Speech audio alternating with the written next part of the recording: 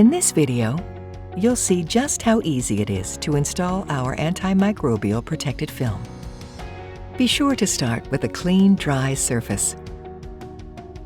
To install Silver Defender onto a commercial refrigerator handle, first remove the middle liner.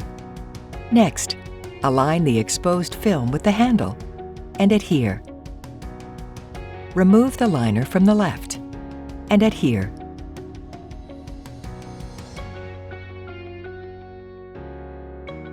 Then repeat this on the right.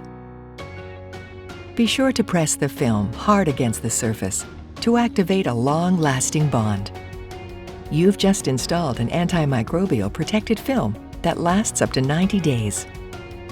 To remove, locate the perforated zipper and tear.